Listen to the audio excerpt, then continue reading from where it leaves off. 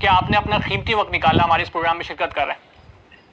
अल्लाह खुश रखे आपको, और आपके प्रोग्राम हम देख रहे हैं और बहुत शुक्रिया अल्हम्दुलिल्लाह, और बहुत माशाअल्लाह, और जबरदस्त प्रोग्राम है। और मैं आपको बहुत मुबारकबाद। जी जी जी, आपने अपने प्रोग्राम को जिस तरह बनाए है ना, वो तो एक माशाअल्लाह है, अल्हम्दुलिल्लाह। बहुत शुक्रिया। मैं बहुत पहली बात तो आपको मैं बहुत मुबारकबाद पेश करूं कि जिस तरह आपने दिसंबर में हमारे प्रोग्राम में आपने शिरकत की थी और आपने जो पेशन गोइयां की हैं, आपको बहुत मुबारक हो। आपकी पेशन गोइयां 100% दुरुस्त हुई और यहाँ पर हमारे पास भी बड़ी कॉल रिसीव हुई स्टूडियो में, और आपको मुबारकबाद पेश करने के लिए हमें कॉल रिसीव हुई और मैसेजेस आए हमारे पास। तो हमने सोचा कि आपको लाइन पे लें और आपको मुबारकबाद पेश करें कि जो आपकी पेशन गोई जो हमेशा की तरह इस दफ़ा भी 100% दुरुस्त हुई। जिस तरह आपने कहा कि नवाज शरीफ साहब के जो है नाअहली की बात की थी और वो पूरी हुई, उसके साथ साथ आपने कहा फारूक सत्तार साहब उस दौर में बहुत ही, जिस तरह दिसंबर के टाइम पे फारूक सत्तार साहब बहुत पीक पे थे और यकीन नहीं आ रहा था जो जिस तरह आपने बात की थी, और उस वक्त आपने कहा कि ये बिल्कुल ही मतलब दूसरे तकसीम हो जाएगी पार्टी भी, और ये फारूक सत्तार साहब का भी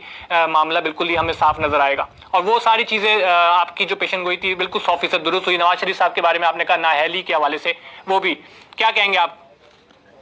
सबसे पहले तो आपका और अहल बैत टीवी का और देखने वालों का बहुत बहुत शुक्रिया, और मैं खुदा का शुक्र अदा करता हूँ कि ये एक इल्म है। बस इल्म के जरिए से जब इंसानों का जो जायका बनाते हैं तो उसमें बहुत सी चीजें समझ आ जाती हैं कि ज़वाल की कैफियत, उरूज की कैफियत, और उस बुनियाद पर सर हम लोग फैसला करते हैं कि उसका आने वाला वक्त कब ज़वाल है, कब इसकी जिंदगी में मसाले और मुश्किलात शुरू हो सकती है।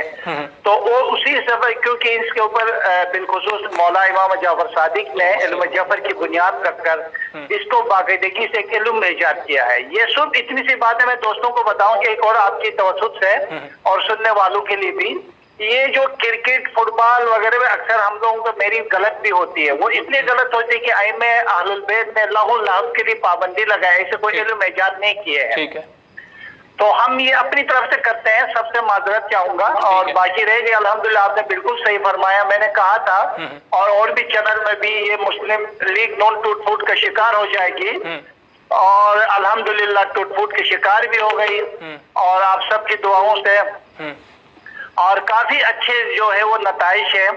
और मतलब आपकी पेशन गोइयां, बल्कि मैंने फरवरी के महीने कहा था कि इसमें टूट फूट हो जाएगी। ठीक है, बहुत अच्छी पेशन गोई आपने जो की थी वो 100% दुरुस्त हुई। आने वाले दौर में क्या कहेंगे कि क्या मुस्तकबिल नजर है सियासी हिसाब से पाकिस्तान के, कि जिस तरह हमने मुस्लिम लीग नून का, आप क्या कहेंगे कि उनका मुस्तकबिल जिस तरह आपने कहा था और वो एक्यूरेट 100% हुई, आप क्या कहेंगे सियासत के हवाले से? मुस्लिम लीग नून का जो अभी तो ये आपस की मसाइल से काफी गर्दिश में आते हुए नजर आता है। ये बेहतरी की पोजीशन में, ये मई के बाद इनके अंदर काफी चीजें बेहतर होती नजर आती है, मगर ये अंदरूनी इख्तिलाफात रहेंगे, इनमें मसाइल पैदा होंगे। इलेक्शन में इनके लिए बहुत ही रुकावटें और मसाइल पैदा होने का खतरा मौजूद है। और साथ साथ मुझे तो यही है कि अब भी मैं इस बात पर कायम हूँ कि इस दफा का जो 2018 का जो वजीर आजम होगा वो इमरान खान ही होगा। ठीक है, हमारे पीटीआई के नुमाइंदे बैठे, हम इनको मुबारकबाद पेश कर देते हैं पहले से। तो अच्छा, दूसरी चीज़ ये है कि जिस तरह अल्ताफ हुसैन साहब का आपने बताया, फारूक सत्तार साहब का बताया कि ये जो है कि फारूक सत्तार साहब की टीम जो है बिल्कुल ही ख़त्म हो जाएगी, और वो हुआ, वैसे ही हुआ जिस तरह हमने जनवरी में हमने सोचा भी नहीं था कि ऐसा होगा दिसंबर में कि आपने जिस तरह किए थे। लेकिन तो क्या आने वाले दौर में और क्या नजर आ रहा है कि आप एमकेएम की सियासत के हवाले से क्या कहेंगे? एमकेएम की सियासत तो तकरीबन जो है वो आखिरी मराहिल में है। ये रहेंगे और नाम के हद तक ये रहेंगे, मगर इनकी कोई सीट असेंबली में या कोई ऐसी बड़ी कोई नुमाइंदगी या कोई ऐसी चीज जीतते हुए मुझे बिल्कुल नजर नहीं आ रही। ये मजीद इनके अंदर इंतशार पैदा हो जाएगा और कराची शहर में दीगर लोग काबिज हो जाएंगे। मतलब पीएसपी के लिए बहुत